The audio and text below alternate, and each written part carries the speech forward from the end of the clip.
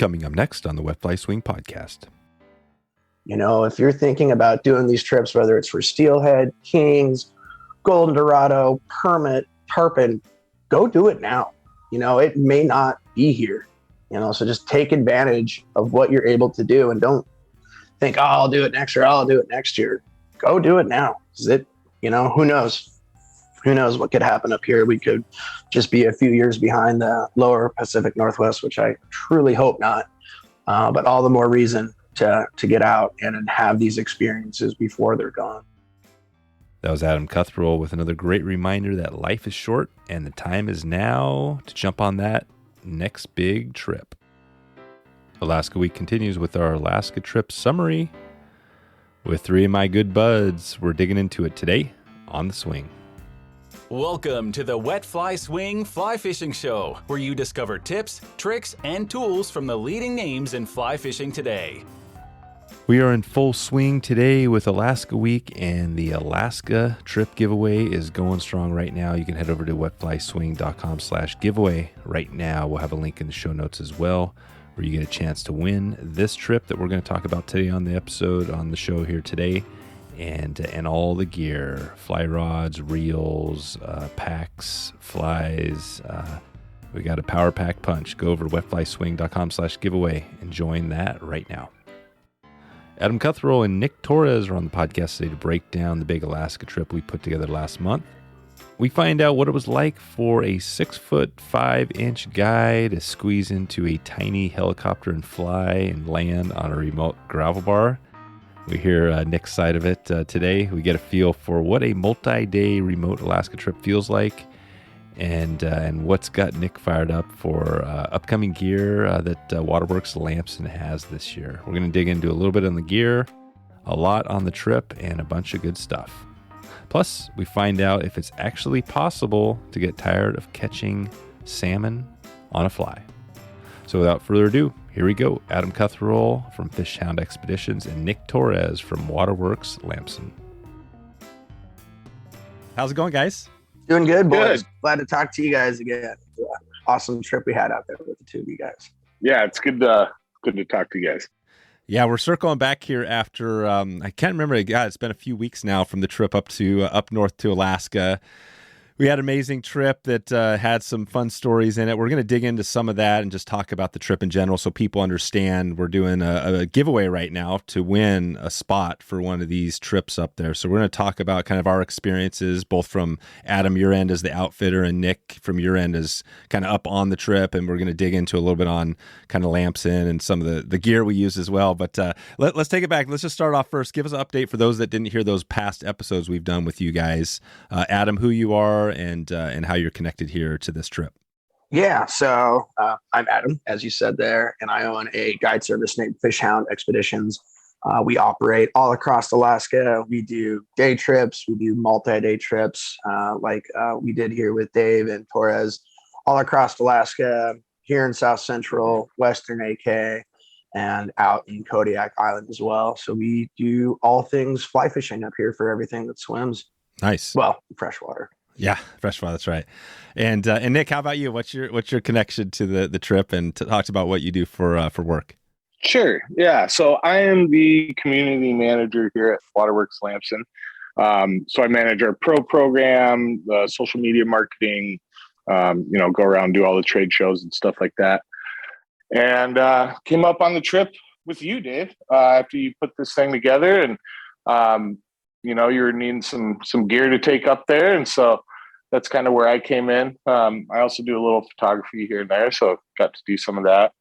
And thanks again for the invite. Had an amazing time. Yeah, it was awesome. It was cool to hang out, with everybody. And we had some bonus days where we hung out in Talkeetna and have some good stories for that. You almost won a poker tournament, which was pretty funny. that we could maybe hit on. But let's go back. So Adam, you were on the episode a couple times, or on the podcast a couple times here, episode 324. We went in depth to a lot of this that we might not touch on today. And then Nick, you were on way back in 2013 where we talked about some of the stuff you have going at Lamson, Waterworks-Lamson, and then also we had you on for that Belize trip. So we got some content there in the past, but let's jump in with Adam first. You, just from your perspective on the trip, if you could describe it, somebody's listening now, maybe they don't know what to expect from Alaska. Talk about this trip, because we did have a little bit of high water, which was interesting. We had to switch things up and things like that, but talk about how the trip went together for you and just give us some insight on what people can expect. Yeah, so as you guys saw, it is Alaska. Weather can definitely be temperamental. As a whole, in all the years that I've been in business, this was definitely the toughest season as far as the amount of rain that we had.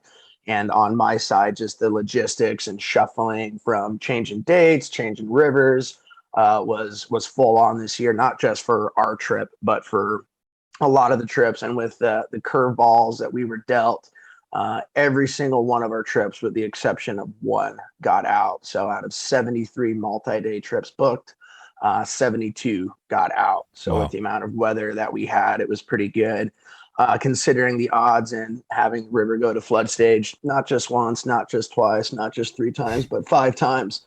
So that was tough as a whole for outfitting, but like I said, 72 out of 73 made it out, and pretty much everyone was stoked. And like lots of trips that we had, like with ours, just like, hey, this is what's going on. I have all these flights booked as backup for plan A, B, C, D, E, and then just looking at the different weather models and working with the pilots and deciphering the different weather models. We picked a date, and it ended up working out pretty damn perfect for our trip, I would say. So wouldn't you, boys? Yeah. That first day, the water was high and off color, but we still managed to slap some nice fish around. And then after that, it was just gates of heaven open, northern lights, big fish. It was, worked out very well. I had a great time out there with you guys, and appreciate you guys for so lucky with that weather. Yeah, like I thought we were just going to be getting dumped on the whole time, and got up and blue skies, for that first day of the float. We got to see the northern lights and the star. I mean, yeah, it was just, we got super lucky. That was awesome. And we actually got a bonus day because we switched the flight around a little bit. So we had Will, one of your guides, took us out on another river, which we kind of drove to. And I actually got, I think, my largest fish on that trip, down on one of those local rivers. And I know that's a good one. So we kind of had a bonus day, and then we got rigged up, and then we dropped in the helicopter, right? That was a exciting time flying in. I hadn't really done that before onto a gravel bar. So I think overall, we made, some higher water. We made it work, and, had some great campfires, and just had that, like we did that experience with us 5 out there, right? Because we had Cam also was on the trip taking photos.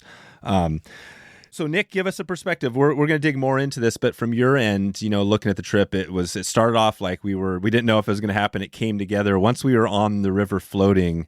Talk about, your perspective, and you could throw in some of the highlights of some of the stuff we did too, if you want as well. Yeah, sure. Well, it was just, it was great going from almost 100-degree weather in Boise, Idaho in mid-September, which was kind of unusual for us, to, full on fall foliage up in Alaska, like in one day. And, the helicopter ride, that was my first time, hopping in a chopper to go fishing. And that was a really cool experience. Just getting to see everything from that perspective, was really cool. I'm a really big guy, so I was a little bit like, is this thing going to hold me up? But I was going to say, what was that like? Because you are a big guy. You're like, 6'5", right? Or whatever. How was that? Yeah. Because it was a tiny chopper. Did you fit in there snugly? Yeah, I was squeezed in a little bit, but it wasn't too bad. It wasn't bad at all. And just coming in, getting dropped right on the river, getting all the gear together and the boats, and just, being in it, in the thick of it, out in the bush in Alaska. It was pretty cool experience. Was that your first river trip like that, where we had like multi-day? I think it was, 4 days, right?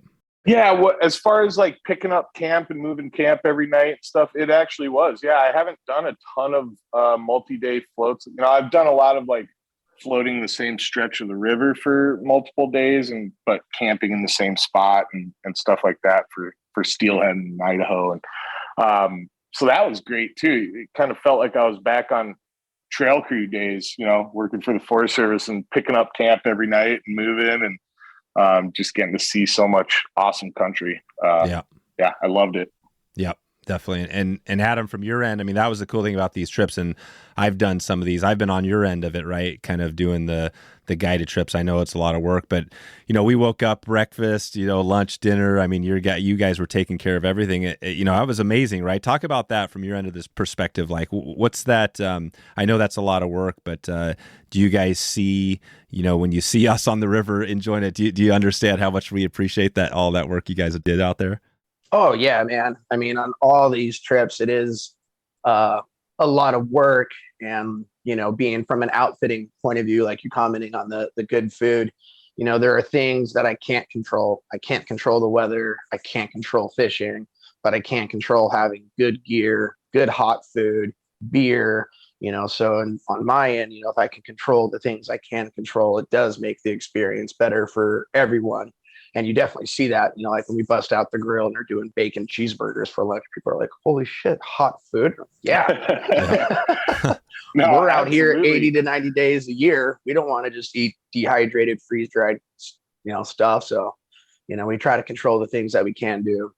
And as being a guide, when guests do point that out, it does make us feel good that they do see all the hard work and appreciate it. Yeah. Yeah, you guys worked your asses off for us, and really you had it down like a well-oiled machine. The three of you guys, especially working together, it was made it look easy, even though we know it isn't. Yeah, but we appreciate that. And, Will and Cam. Will's my head guide, and Cam's one of my senior staff. And these boys are out there so much every day grinding. It's just, this is life. This is what we do. We absolutely love it, and we love being able to share it with good folks like you guys. And like as you say, Nick, really getting folks out into the bush and off the beaten path is it's a cool experience to see that from a guide's point of view when people are just blown away. And, like on our trip with the fall colors and northern lights, just all that together, just, watching people just being totally blown away. For us who are out there every day, it doesn't get blasé. It's more intense because it just grows every time out there, the love for it and the appreciation of it. That is cool. And I remember too, towards the end of our trip, the whitewater, that was a little bonus we were all thinking about, like going into the canyon. And it was, definitely, I mean, it was higher water, but I mean, those rapids were pretty impressive, right? I mean, when you go through that section, does it always feel like it's always changing a little bit, or do you guys have that like totally dialed every time? Well, all of us have been whitewater guides before this, and anyone who's been a whitewater guide knows that, yes, you're good at what you do, but if you don't respect everything and pucker a little bit, you're going to get tossed. So no, we all going into that, as you guys saw, we all pour out a little bit of bourbon before we enter the canyon, saying thanks to the river gods to get us through. So now every time we go through there, whether it's low water or high water, there's rapids in there that keep the majority of people out of that particular river that we will leave unnamed for now. But that's what keeps a lot of the people out, because it is full on. Yep. It is falling, and it's draining kind of off. I mean, that's a cool thing. This is set, where it is at the base of essentially Denali, right? The tallest mountain in North America. And another just addition to the trip is that you're flying into this place, which is on the banks of the Susitna River. And it's just, you're kind of awestruck. We luckily, Nick, I mean, how amazing was that? Our first morning after it had rained, how many days Adam could explain. And then we have a clear shot of the mountains. What'd that feel like for you, Nick? It was just, poured my morning coffee and walked out the back door of the hotel to go have a smoke and check out the river. And it was just like, bam, like right in your face. Just, sky opened up, sun's coming over the mountains, lit up. Yeah, it was impressive. Living up here, seeing it so much, every time you see it, it's so big. And we're so low, and you're looking up at this massive mountain. It just looks fake, almost like it should be in a Lord of the Rings movie. It's just like, holy, that is a big mountain. Yeah. Yeah. And it's draining. I mean, all these rivers, I mean, the rivers we floated on, everything's coming out. And right now, what's it like, Adam, for you guys? So we were up there a few weeks ago, but the winter comes quick up there. Are you guys already kind of, is that locking down things, getting ready for a cold, the shutdown sort of thing?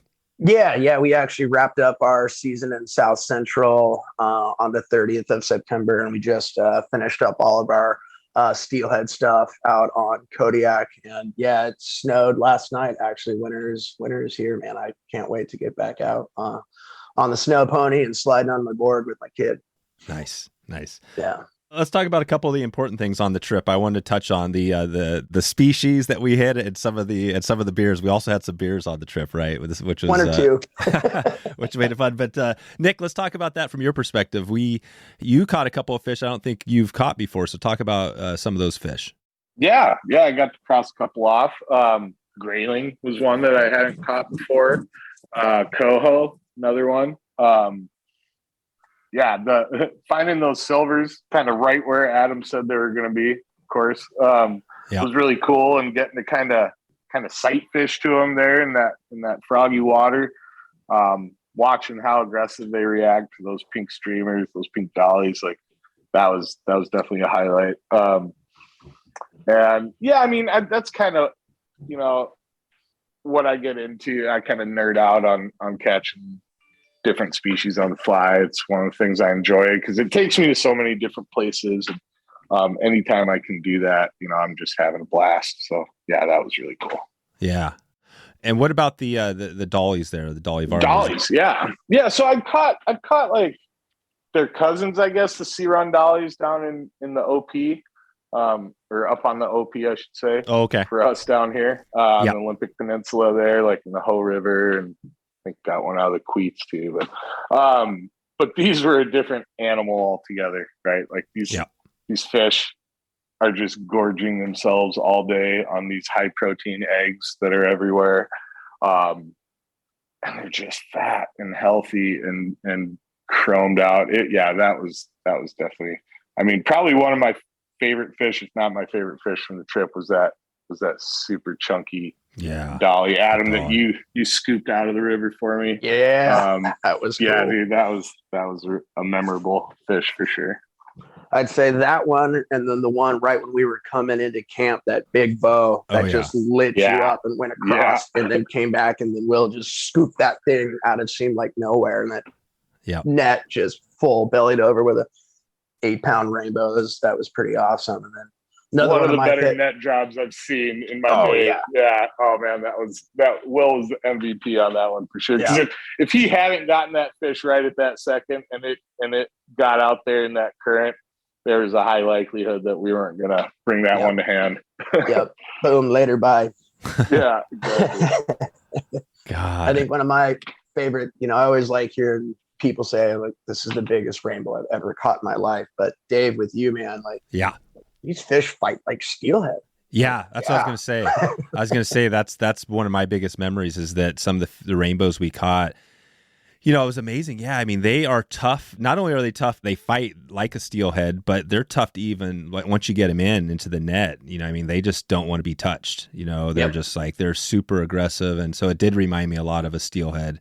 And it was just, and like you said, on that trip, and then I landed one right behind Nick at that same spot, which wasn't quite as big, but it was a nice one. And then that night we actually camped right there, had a campfire on that gravel bar, and it was pretty, one of those nights, right? I don't remember what night that was, but we had a good time.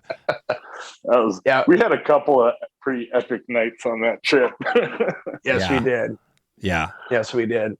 I think for me, that's, what I appreciate most is that, like you said, Adam, the fishing, the conditions change, but the trip itself, just sitting there in the gravel bar, having the Northern Lights on that one night, and then sitting there and kind of just hanging out and looking for wood in the, you guys crossed that one time in the raft to go get wood for us and stuff. It was just, a cool experience to hang out with you and your crew. And I think that Nick, I'm sure, feels the same way, just appreciates what you guys put together there. Absolutely. So cool. Well, I wanted to just touch on a couple of things. If somebody, again, going back to somebody's listening and they're thinking about Alaska, what should they be thinking about getting ready for this? And maybe just hit on a couple tips here. Nick, from your perspective, you did this thing, we were up there. What would you tell somebody if they're coming up to Alaska for the first time? What sort of advice would you give them? Sure. Yeah. I mean, Adam and the guys were great about having everything we needed for the most part, especially as far as tackle and flies, all that's concerned. Clothing is always a big one. The wool base layers are definitely clutch up there. Anything wool, basically, if you're gonna be going for a couple of days and you only got a couple changes of clothes, wool is always a good way to go. Keeps you warm even when it's wet. Just some good gear, some good rods and reels, and these guys got you covered for the most part. It was pretty amazing, being able to just kind of show up with our rods and reels and have everything covered as far as, meals and everything else. So just be prepared to get wet. You're going to be rafting. It's probably going to rain at some point. But if you're like me, I love fishing in the rain. So it's one of my favorite things, as long as it's not windy. I love it. So yeah, that's right. That was that one morning we woke up after we did have some clear nights, and then we had a little bit of rain, and it was nice to put on, even though some of the stuff was damp, it was wool, and you're like, okay, I'm still warm, even though it's a little wet out. Exactly. There. Yeah. And it felt good. Right on. That's a good tip for sure. How about you, Adam? So again, I know we've talked about this, like I said, episode 324 and some of the stuff we've done in the past, but what would be one tip for somebody coming up, just preparing? What would you tell them? As far as gear goes, good rain jacket, good rain jacket, good rain jacket. But other than that, just be, it's Alaska. Be prepared for weather, delays, just because you get a trip like this, you're paying for the chance for a trip. And sometimes weather and Mother Nature don't cooperate. Just kind of, be prepared for that. It's, it's like booking a ski vacation and planning on it being a powder day every day. Like sometimes that works, sometimes it doesn't happen. You just got to prepare yourself for that. But to gear, like you guys are saying, wool is the best, base layers, socks, all that. And just come prepared, look at the lists I give you and actually read the list that I give you and show up with that stuff. And it'll just make a more enjoyable experience. Yeah. Yeah, definitely. Well, we talked about a few species, the rainbow, dollies, coho. What are some of the other fish that we left out that maybe weren't, or maybe were there that we didn't get, or are there in different times of the year? No, you guys, there are other salmon, the kings were present earlier in the season.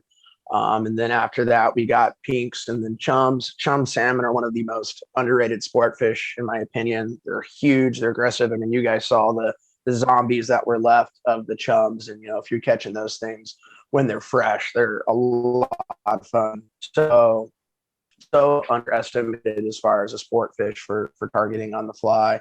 But again, just like the Arctic grayling, I mean, they don't fight as hard as the other species, but like that big buck that you caught, Torres, with that huge dorsal fin. I mean, they're just the most beautiful fish up here, in my opinion. I mean, rainbows are gorgeous and they're the prize, but just seeing those big grayling, I mean, 17-inch grayling is huge for a grayling, and that dorsal fin that's 6 inches tall is so beautiful. So beautiful.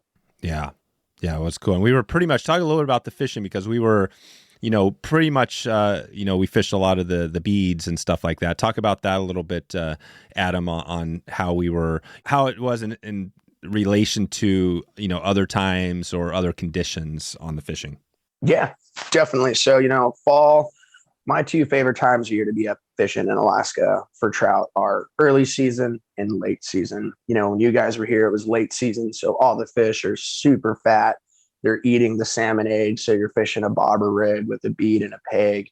So watching a bobber go down, I absolutely love, because they're so fat and it's everywhere. But early season, before the salmon get in, the trout, their primary food source is shrews and voles. So you're fishing a mouse pattern on the surface all day long, and watching a 2-foot trout eat a small mammal on the surface is a thing of beauty. So that's why I love early season. You're skating mice on the surface, and then down on the lower river, you're able to swing for kings, which is awesome, an experience that I hope everyone can get out and enjoy before they're all gone in the ocean.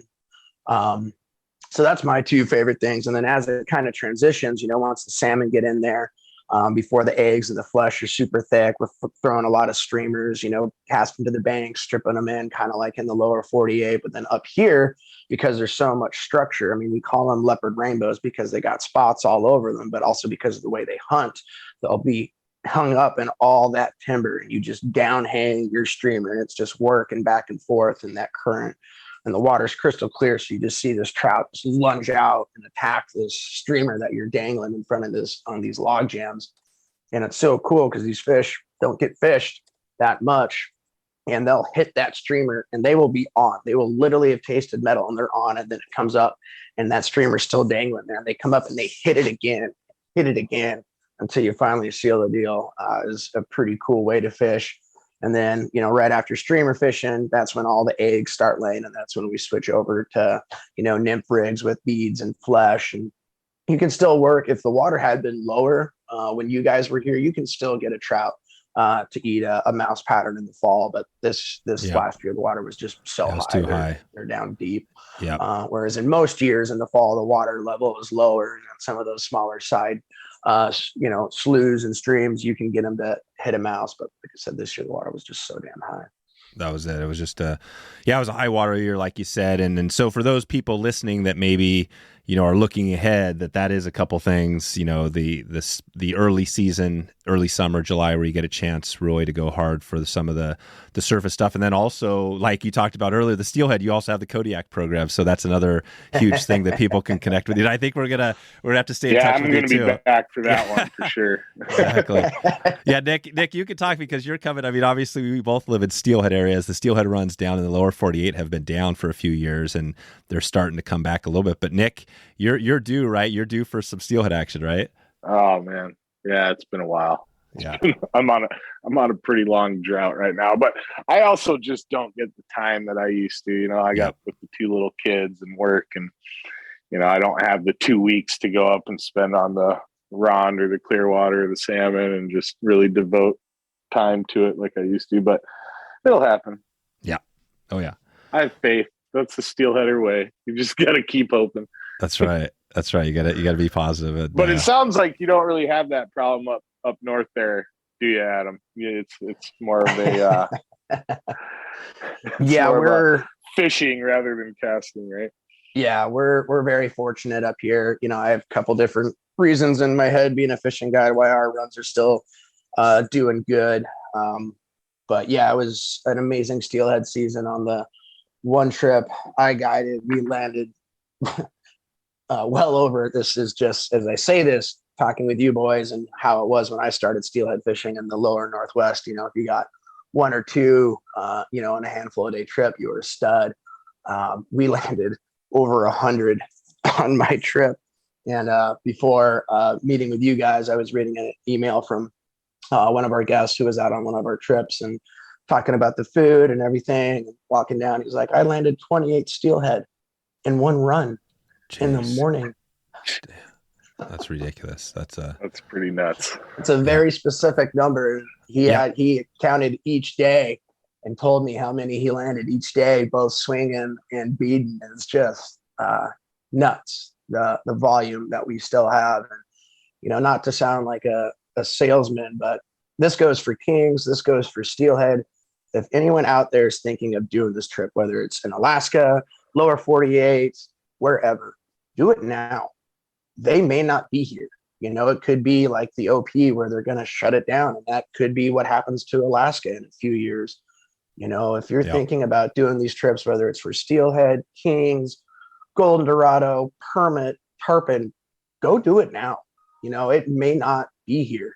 Yeah. So just take advantage of what you're able to do and don't think, oh, I'll do it next year. I'll do it next year. Go do it now. Who knows?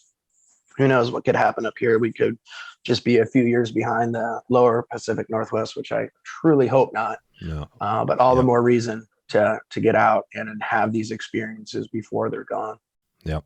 Yeah, it's a good reminder, and I just wanted a good chance to highlight the Susitna River Coalition, one of our sponsors on this trip. They're a good. Well, and Adam, you connected me with them, and Margaret. That episode actually just went live, or in the future. You talked to my future self, but that was 2 days ago, so people can listen to that episode as well and listen to some of the issues that they are dealing with up there. And it sounds like, there's a lot of stuff going on, but I think the important thing is for people to get involved, and hopefully some folks will listening, as part of this giveaway we have going as well this week.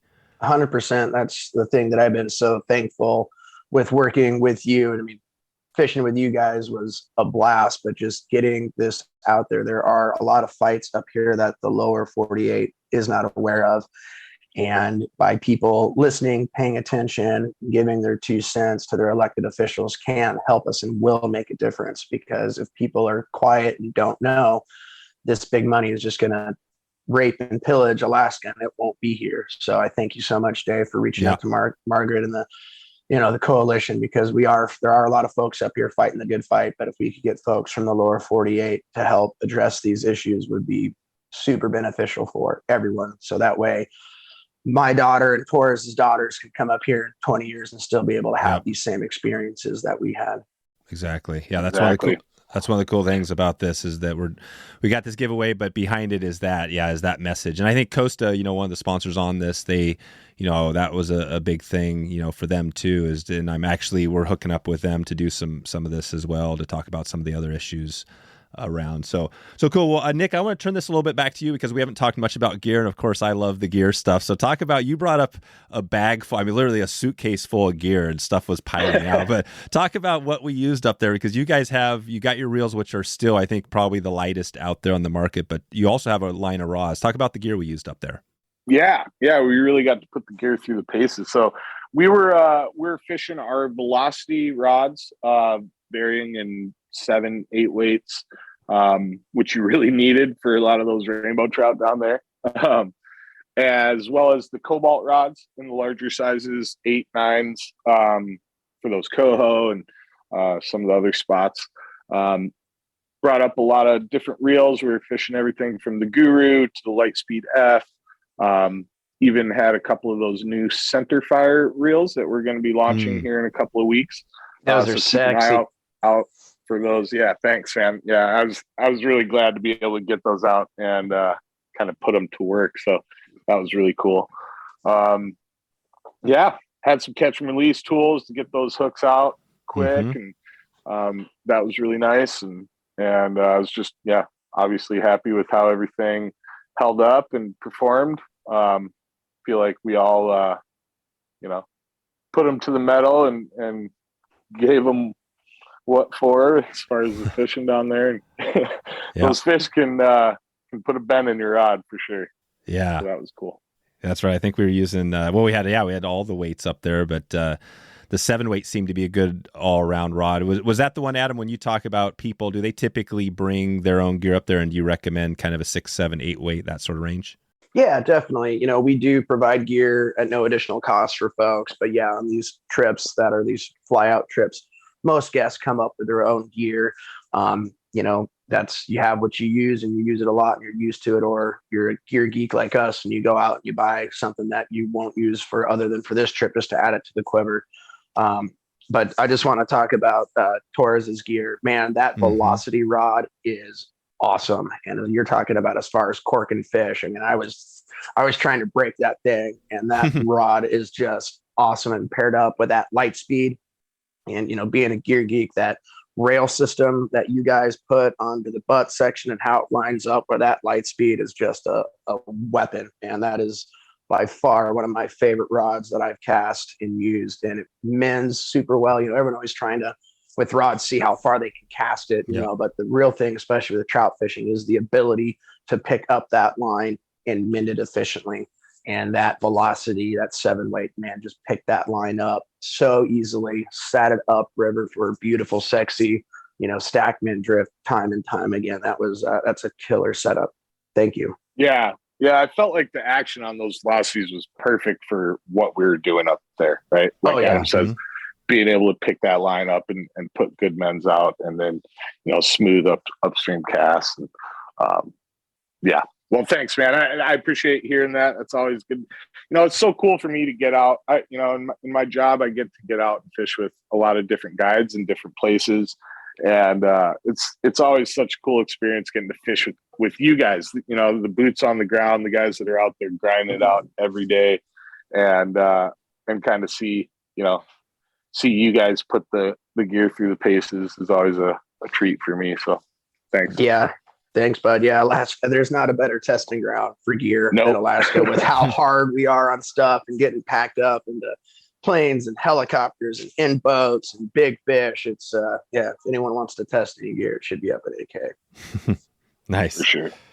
Nice. Good stuff, guys. Well, I want to touch on a couple of highlights. We've dug into a little bit on the trip here, but we mentioned this at the start. This was kind of funny. Nick, I don't remember exactly how this came together, but talk about, just to get a little random here, the Talkeetna experience, because we had what was at least a few days in Talkeetna, and somehow you put together a poker game that you almost won. So how did that come to be? Well, I didn't put it together. We got invited to that one by some friendly locals there at the local drinking establishment there at our hotel in Talkeetna Inn. And yeah, man, what a great way to finish out our trip. We had that extra day in Talkeetna to go look at the mountain and then finish it off at the local VFW invite only poker tournament, which was really cool. Yeah. Didn't end up taking it home, unfortunately. Had to settle for second place,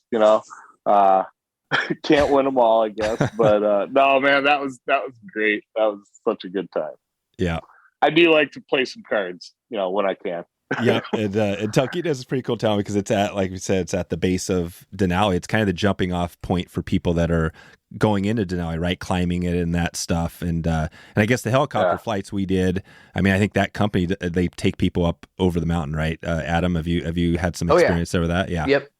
Talkeetna Air Taxi, they're a phenomenal outfitter. Out of all the air providers I work with, they by far have some of the best pilots around. They've all been with them for many years, and they do flight tours of Denali. But then, like you're saying, yes, they take many climbers up there every year to attempt to climb the big one.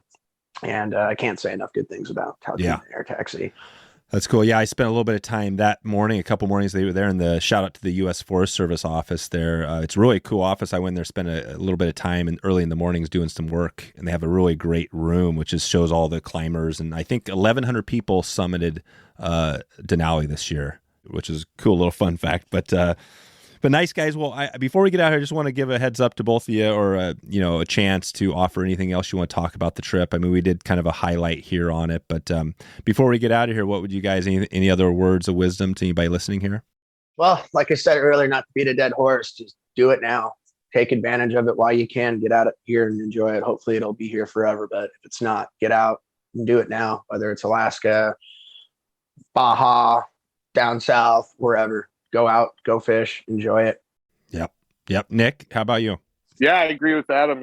Take advantage of things when you can. Make sure to sign up for this giveaway. It's a hell of an opportunity to, win a trip of a lifetime. Really was, Adam. Especially for me, first time going up to Alaska, I can't think of a better way to see it. And just experience the fishing and the wildlife and everything up there. Yeah, thanks again. If anybody has any questions about gear, they can always reach out to me. Check out our website at waterworks-lamson.com. Yeah. Nice.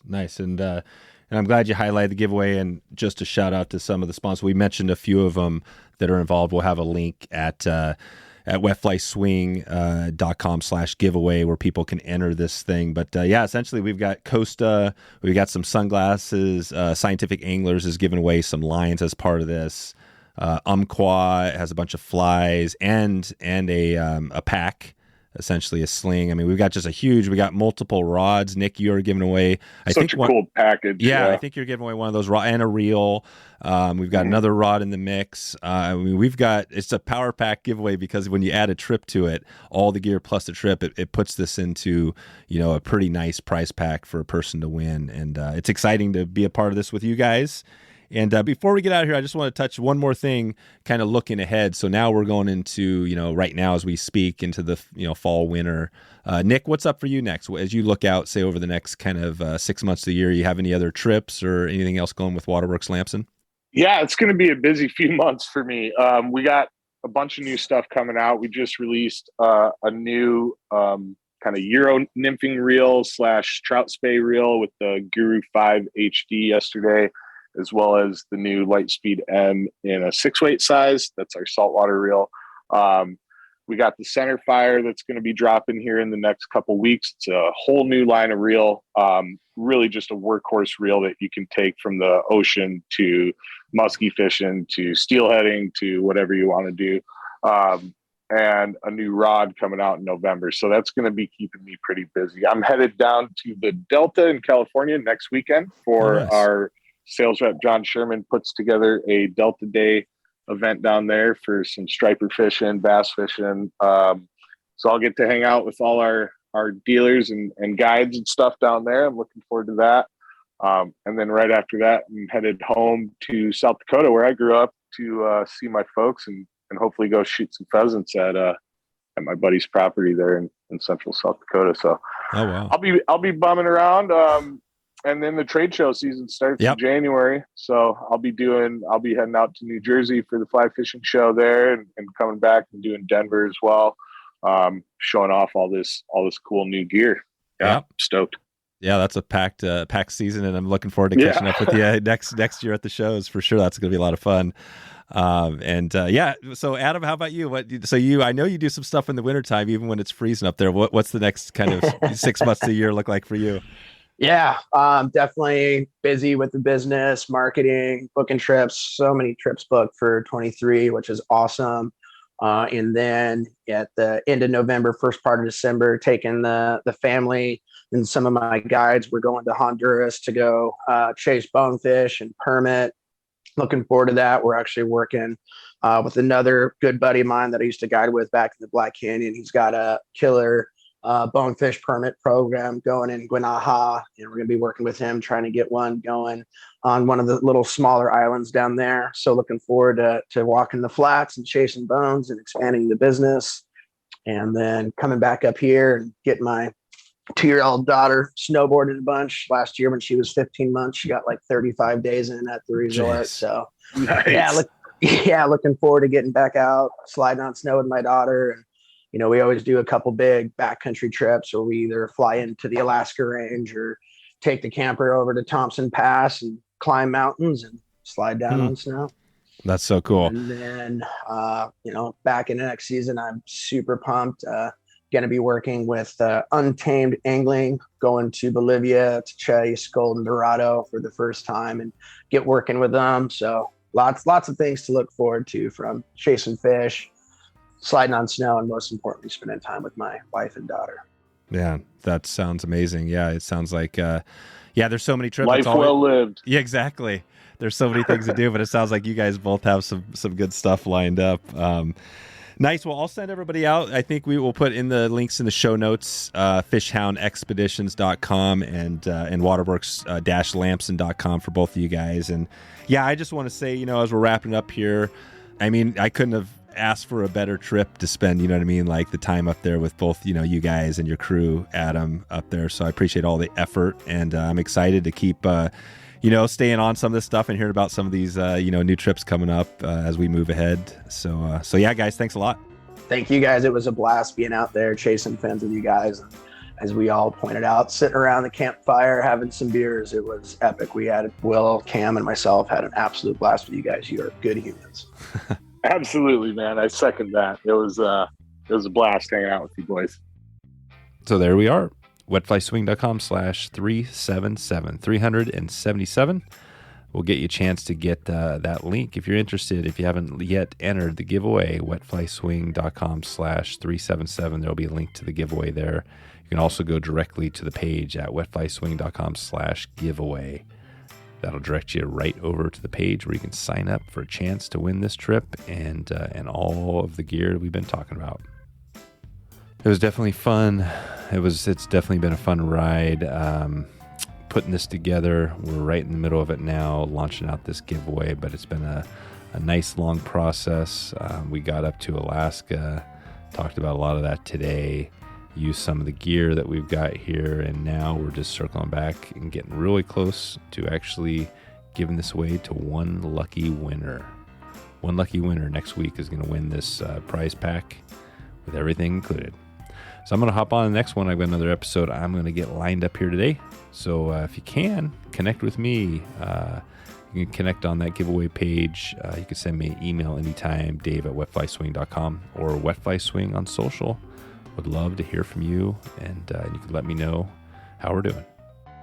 All right. It is late. And I want to let you know that I hope you are having a good evening, good morning, or good afternoon, wherever you are in the world, and I hope to talk to you soon. Thanks for listening to the Wet Fly Swing Fly Fishing Show. For notes and links from this episode, visit wetflyswing.com.